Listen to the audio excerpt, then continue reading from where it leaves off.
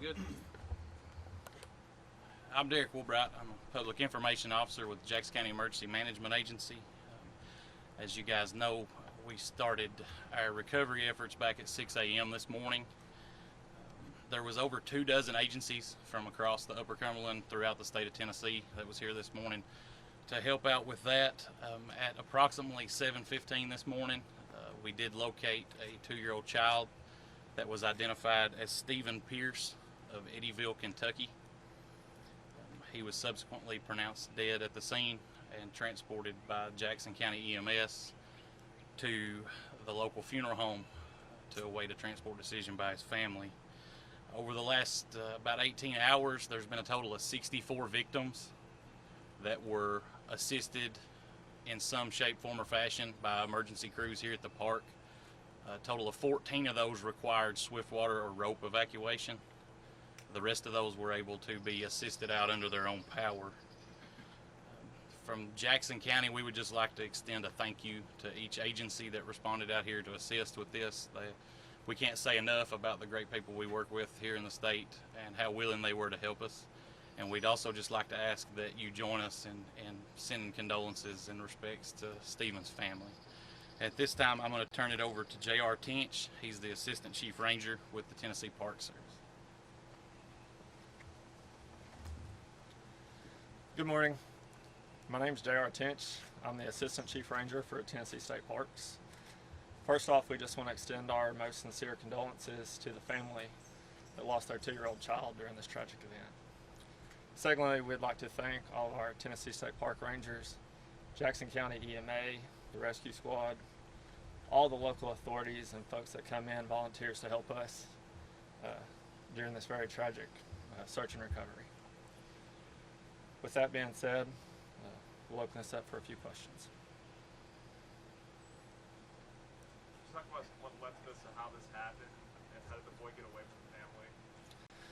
To our knowledge, this time, the family was exiting the gorge as the water was rising. They were attempting to cross the river, and again, to our knowledge, while they were crossing the river, they were swept away. Was he in a stroller, a backpack, or anything like that? To our knowledge, he was being carried, from what we were told. Where did y'all find him this morning? He was found just downstream, not very far from where he had went in and got swept away. Was he wearing a life jacket? No, ma'am, he was not. Do you guys supply those? Yes, ma'am. The safety of our visitors is of our utmost importance, and one of the safety precautions that we have implemented is we have a large amount of life jackets down at the bottom of the gorge, and those are folks when they get down there to use for free and use as they wish. And as folks enter the gorge, we encourage them to use them. We also ask folks that when they come to bring life jackets, especially for small children. We have life jackets available for all ages and all sizes down there, so we do have them available, and that's something that we definitely request folks bring when they come to visit Cummins Falls State Park. Can you talk about the gauges and the warning system in place? Did that kind of alert you guys yesterday, or? The gauges and the warning system is something that we're still researching right now.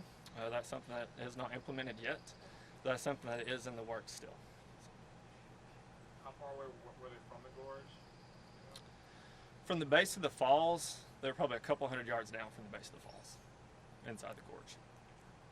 And were crews on standby because of that Facebook post on that? We had about 11 staff members on staff when the event occurred. Of course, when water rises rapidly, all members were present to evacuate folks as soon as possible. What protocols were put into place from the events a couple years ago, and did that have any impact or bearing?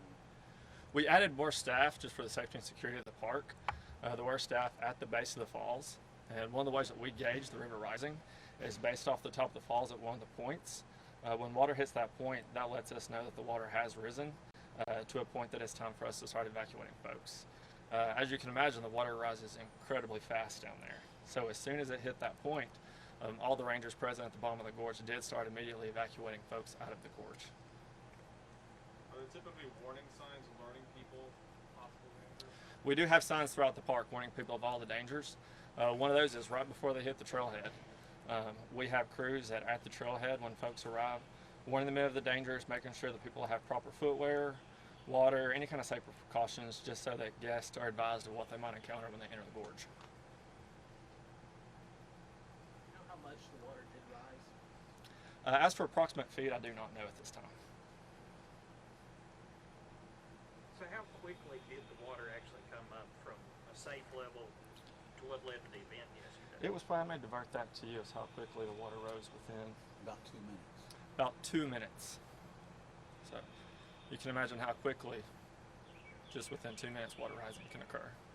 Families come here all the time, especially this time of the year. This has happened before, unfortunately. What do you have to say to people who still would like to come here, though?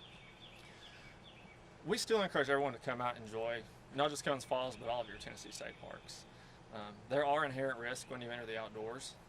One thing is make sure that if you are around water, you do have life jackets, watch the weather, make sure you have food, water with you anytime you enter these places. If you have any questions, feel free to reach out to the park, call our office, talk to our park rangers if you have any questions or concerns about anything that might be occurring during that day. Also, keep a watch on our websites and our Facebook pages. Anytime there's any kind of advisory, we will issue those across all of our media pages as well. Recoveries are always hard, but is it more different? I mean, is it different with it being a child? Absolutely. It's unfortunate anytime you have any kind of fatality. Children are very hard. That's not a case that us, especially the family, ever wants to endure. So it's been a tough day for everyone involved. All of our park rangers, all of our rescue responders, all of our volunteers, and also the family. We also ask that you keep them in your thoughts and prayers as they're going through a incredibly tough time right now. And you said 64 people had to be helped yesterday. Were any of them taken to transported or anything? No, ma'am. Okay. All 64 were safely evacuated using throw ropes and our rangers assisting them out of the gorge. Approximately what time did evacuation protocols begin? Just after 5, Right at 5. right at 5 o'clock.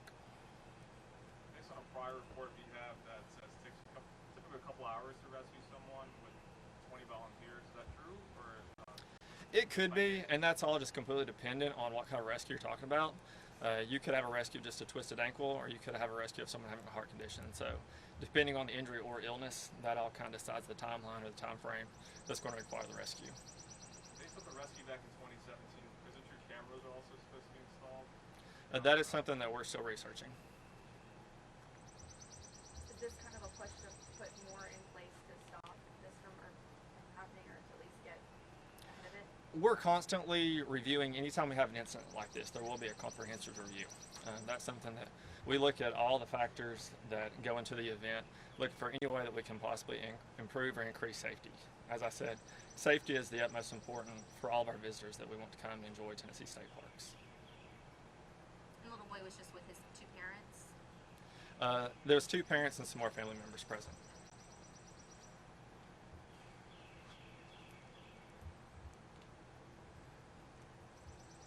Did the rain from Nashville that came into the area, did that play a role in the rise of water? Because there wasn't a whole lot of downpour. It's not necessarily the rain that fell in the park, it's the rain that falls in the watershed. And as all that rain collects in the watershed, it gathers quickly and rapidly. And when it all joins, the more force that comes down and the larger the water rises. And so that's what occurred. It wasn't necessarily the rainfall on the park, it was the rainfall that occurred throughout the watershed. Can you confirm the spelling of the boy's first and last name? Stephen, it's S-T-E-V-E-N. V?